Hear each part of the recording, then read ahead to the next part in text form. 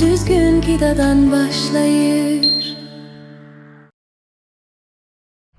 Tərəvəzlər döş xərçənginə qarşı. Döş xərçəngi ilə mübarizədə yeni nə var? Döş şişlərinin çoxu estrogen reseptor müsbətdir, yəni estrogen onları böyüdür.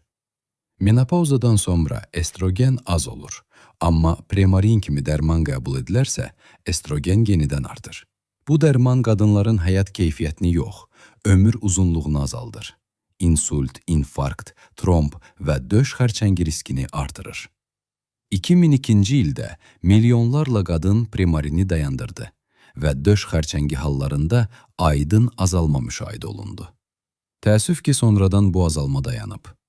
Hər il yüz minlərlə qadına yenə bu diaqnoz qoyulur. Bəs növbəti addım nədir? Estrogen az olanda, bəzi şişlər öz estrogenini istehsal etməyə başlayır.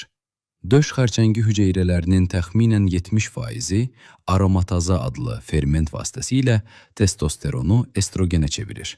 Buna görə də aromataza inhibitorları adlı kimyaterapiya dərmanları hazırlanıb. Amma kimyaterapiya mərhələsində çox vaxt gec olur. Ona görə alimlər təbii qidalarda bu fermenti bloklayan maddələr axtarmağa başladılar.